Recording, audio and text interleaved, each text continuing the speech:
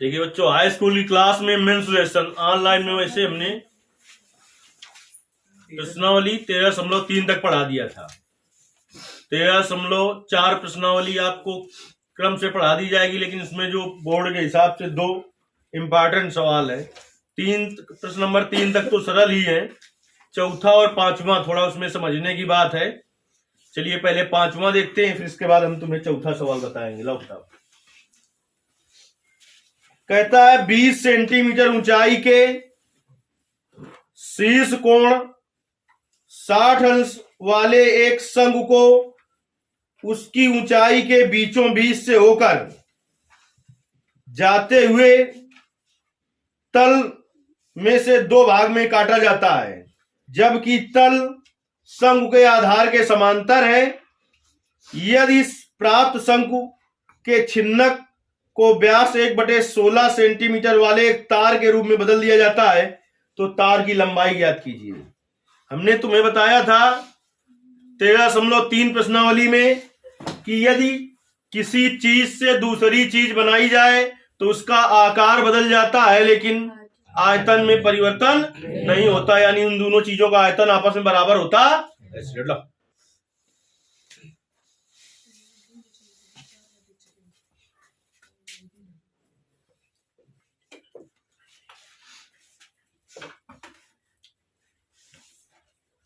पहले क्या, एक किताब है तुम्हारे पास कि नहीं है? बताओ पहले क्या, एक शंकु है।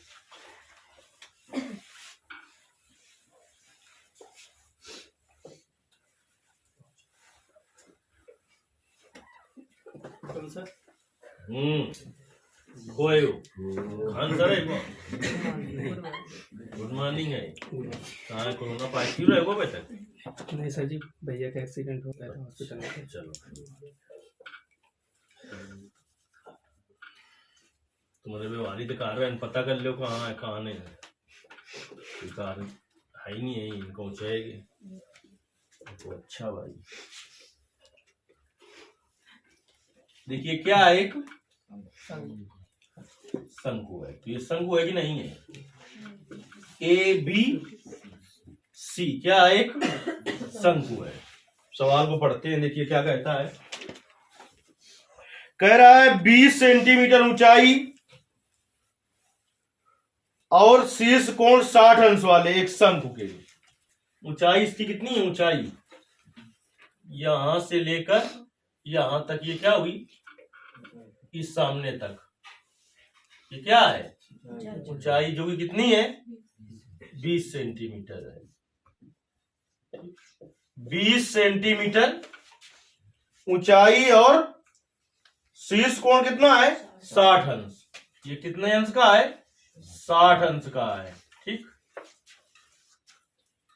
वाले एक शंकु को उसकी ऊंचाई के बीचों बीच से होकर,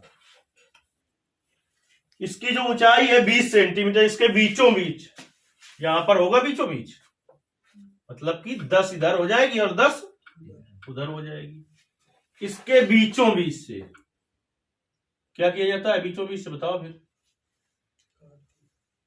ABC, D और E, इसके बीचों बीच से क्या किया जाता है? बीचों बीच से जाते हुए एक तल से 2 भागों में काटा जाता है। 2 भागों में, एक भाग ये हो गया और एक भाग ये हो गया। जब काट के ऊपर निकाल देंगे तो ये बचेगा क्या? इसी को कहते हैं शंकु छिन्नक। जो नीचे बचेगा उसे क्या कहते हैं? शंकु छिन्नक। जबकि तल और शंकु के आधार के समांतर है। जबकि तल, जो तल है ये शंकु के आधार के समांतर, यानी BC समांतर किसके? DE के।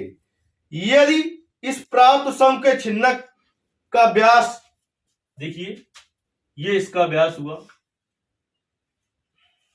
जरूरत पड़ेगी। देखिए इससे इसको हम क्या करें? मिला दें। शीर्ष से हम क्या डाले दे रहे हैं? लंब। तो जो बड़ी त्रिज्या होती है, देखिए ये O डैश, इसको लिख सकते हैं इसे O, जो बड़ी त्रिज्या होती है, शंकु छिन्नक का आयतन क्या होता है, तो पहले सूत्र लिख देते हैं यहां पर। शंकु छिन्नक का आयतन क्या होता है? शंकु छिन्नक का आयतन 1/3 पाई R1 square plus R2 square plus R1 R2 into H. शंकु छिन्नक का वक्र पृष्ठ क्या होता है? शंकु छिन्नक का वक्र पृष्ठ क्या होता है बताओ? पाई R1 plus R2 into L. शंकु छिन्नक का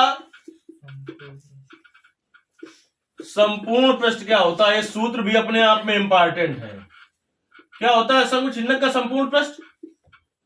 पाई R1 plus R2 L plus pi R1 square plus pi, एक बार मिला लीजिए, होता है कि नहीं होता? ठीक। अब इसके बाद देखिए, ये इस पर 90 अंश का कोण बना रहा है, ये 90 अंश का कोण बना रहा है कि नहीं? जब ये बीचों बीच से काट के निकाला जाता है तो इसका मतलब ये कितने की होगी? पूरी 20 की थी, तो बीचों बीच का मतलब आधा आधा, और ये कितने का होगा? इसकी ऊंचाई कितनी होगी? 10 होगी। ये पूरा कोण कितने का था? 60 अंश शीर्ष कोण। तो ये हो गया इतना अर्ध शीर्ष कोण, कितने का हो गया? 30 का, और 30 का ये भी हो गया। कुछ दिक्कत? देखिए, जो इसमें R1 जो होती है, ये बड़ी त्रिज्या होती है। R1 ये सूत्र में है, ये बड़ी त्रिज्या है, और R2 छोटी त्रिज्या है। ये देखते हैं आप हमेशा। तो देखिए, ये इसमें ये वाली बड़ी है, ये बड़ी है ना, तो ये क्या हो गई? R1, और ये क्या हो गई? R2। अब सवाल में उसने कहा है कि शंकु छिन्नक का व्यास दिया है। ये है शंकु छिन्नक का व्यास। कितना दिया है शंकु छिन्नक का व्यास? शंकु छिन्नक का व्यास दिया है आपको कितना? 1/16 सेंटीमीटर। तो शंकु छिन्नक की त्रिज्या, शंकु छिन्नक की त्रिज्या, जिसको क्या माना है हमने? शंकु छिन्नक की त्रिज्या, नहीं, शंकु छिन्नक की त्रिज्या कितनी दी है? शंकु छिन्नक की त्रिज्या ज्ञात कर लेना। क्या व्यास दिया है बताओ? शंकु छिन्नक का व्यास नहीं दिया यार। कहा यदि इस प्रकार प्राप्त शंकु के छिन्नक को व्यास 1/16 सेंटीमीटर वाले तार के रूप में बदला जाता है। देखिए, ये कहेगा शंकु छिन्नक का नहीं, तार का व्यास है। कहेगा व्यास है, तार का व्यास। तो ये क्या हो जाएगी? तार की त्रिज्या ज्ञात कर लो यहां से। तार की त्रिज्या, तार किस रूप में है? तार कैसा होता है, नहीं देखते हो क्या? कैसे होता है, यानी कि इस तरीके से होगा, बेलन की तरीके का। किस तरीके का होगा? ऐसे ही तो होगा। अब इसको हम थोड़ा चौड़ा हमने जरूर बना दिया। इस तरीके का होगा कि नहीं होगा? आए? तो इसकी लंबाई ज्ञात करनी है, तो इसकी ऊंचाई क्या होगी? लंबाई होगी। इसका व्यास दिया है, इसका व्यास कितना दिया है? अब इस शंकु, पहले समझ लीजिए करना क्या है हमें। इस शंकु छिन्नक से क्या बनाना है हमें? एक तार बनाना है। तो इस शंकु छिन्नक का जो क्या होगा? आयतन होगा, वो तार के आयतन के बराबर कर दे, तो पता चल जाएगा कि तार की लंबाई कितनी होगी। तार की लंबाई कितनी होगी? देखिए, इस तार की त्रिज्या को हम स्मॉल r मान ले रहे हैं, तो तार की त्रिज्या स्मॉल r बराबर कितना हो जाएगा बताओ? अरे त्रिज्या बराबर होता है व्यास बटे 2, तो 2 का इसमें और भाग दे दोगे, 1/32 सेंटीमीटर। ये क्या त्रिज्या निकली है? तार की, जिसकी ऊंचाई हमने क्या मान रखी है? कैपिटल। या ऊंचाई क्या होगी? ऊंचाई तार की लंबाई होगी। अब देखिए, शंकु छिन्नक का आयतन ज्ञात करने के लिए हमें कहेगा की जरूरत पड़ेगी। यश तो पता है शंकु छिन्नक की 10 है। R1 और R2 के मान की जरूरत पड़ेगी। तो R1 और R2 का मान हमें नहीं ज्ञात है, तो ज्ञात कर लें। कैसे R1 R2 का मान ज्ञात हो जाएगा? ये देखिए, दोनों क्या है? ये भी समकोण त्रिभुज है, ये भी समकोण त्रिभुज है। पहले इस त्रिभुज को ले लें ए ओ डैश ई का, तो R2 का मान निकल आएगा। पहले चाहे इसको ले लो चाहे इसको, यानी एक बार ये त्रिभुज ले लो, कौन सा AOC, तो R1 का मान निकल आएगा। और एक बार त्रिभुज ले लोगे AO डैश ई, तो क्या मान निकल आएगा, R2 का मान निकल आएगा। और R1 R2 का ही मान चाहिए हमें शंकुचिन्हक का आयतन ज्ञात करने के लिए, क्योंकि यश तो पता है शंकुचिन्हक की कितनी है, 10 है। तो देखिए पहले आ जाते हैं बेटा हम त्रिभुज AOC में। हमें पता क्या है इसका, थीटा के सामने की भुजा होती है लंब। थीटा के सामने भुजा क्या होती है, लंब। और थीटा से जुड़ी हुई भुजा क्या होती है, आधार। तो हमें कर्ण की कोई जरूरत नहीं है, हमें क्या पता है, आधार पता है और लंब ज्ञात करना है। तो कोई ऐसा सूत्र लगाएं जिसमें लंब और आधार आता हो।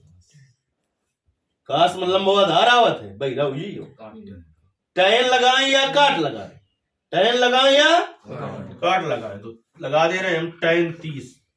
टैन थीटा बराबर क्या होता है, थीटा के सामने भुजा लंब, लंब बटे आधार। आधार क्या है, AO।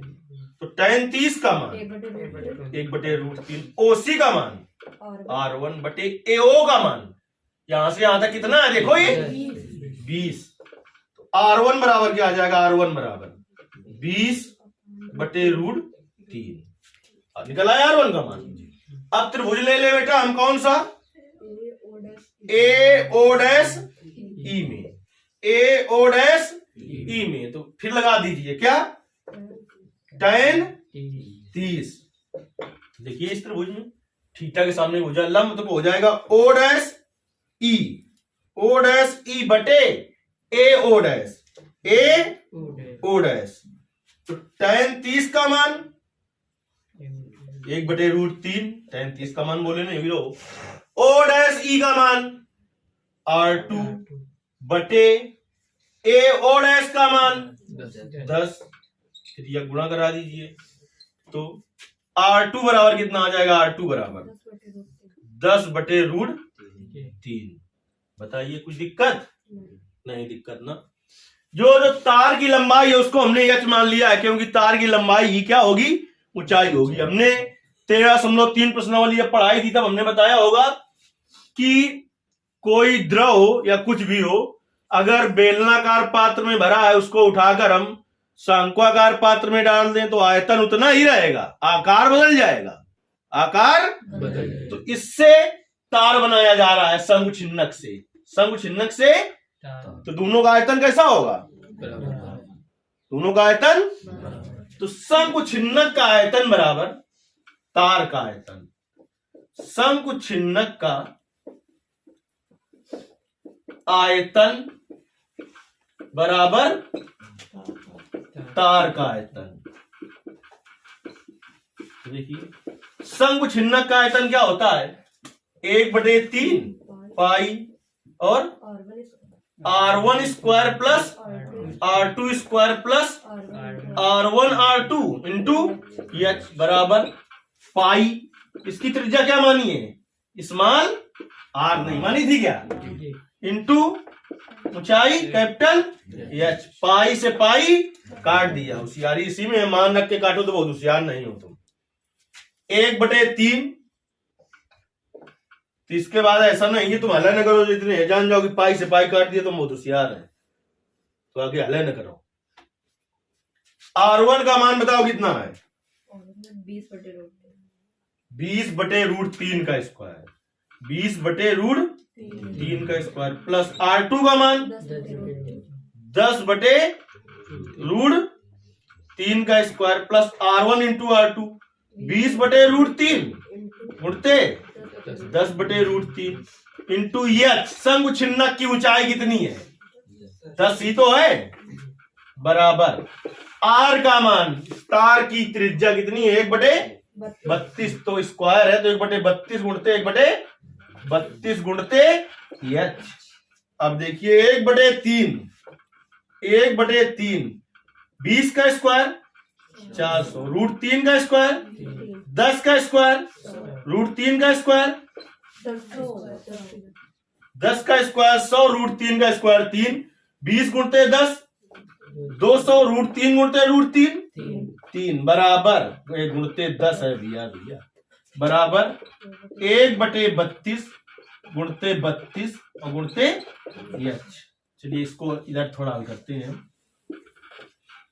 अब 3 इसमें क्या हो जाएगा एलसीएम, तो हो जाएगा 1/3 गुणते 3 एलसीएम ले लीजिए, तो आ जाएगा 400 प्लस 100 प्लस 200 गुणते 10 बराबर 1/32 गुणते 32 और h। 1/3 गुणते 4 1 5 5 2 700 बटे 3 गुणते 10। ये 32 इधर ले आओ, 32 दोनों बार भाग में था, दोनों बार क्या में आ जाएगा गुणा में, बराबर ये कट जाएगा क्या 3 से कट जाएगा क्या 32 नहीं कटेगा ना।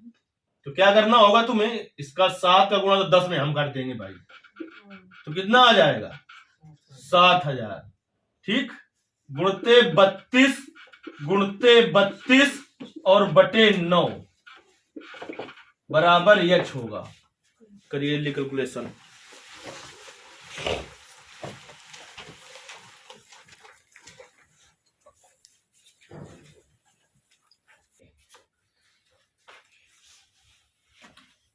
देखिए 7000 गुणते 32 करेंगे कितना आएगा 1024। सही बताना नहीं बक्कल काट देंगे, बटे 9 बराबर h। अब इसका गुणा कर देंगे 7 का इसमें, बताओ जल्दी खड़े हो गए लोग कितना आ रहा है। इसका गुणा नहीं किया है क्या इसमें, तो बताओ कितना आया है 7 1 6 8 7 1 6 8 0 0 0 0 0 बटे 9 बराबर 7 h। अब देखिए 9 का भाग जब इसमें देंगे, यहाँ का आ रहा है कि नहीं आ रहा, देखो नहीं आ रहा ये तो आ जी h बराबर। अब देखिए इसमें 9 का भाग देंगे हम तो कितना आएगा 7 9 6 4 4 4 बस पूरा बार चला गया है क्या नहीं फिर 0 फिर 4 दशमलव 4 ये आएगा सेंटीमीटर में। इसको मीटर में बदलना चाहते हैं हम तो 100 से भाग दे देंगे। सेंटीमीटर को मीटर में बदलना है तो क्या करेंगे 100 से भाग दे देंगे। तो देखिए 2 अंक दशमलव और खिसक आएगा यहाँ पर, 1 4 कम कर दिया है थोड़ा पहले ये वाला ना।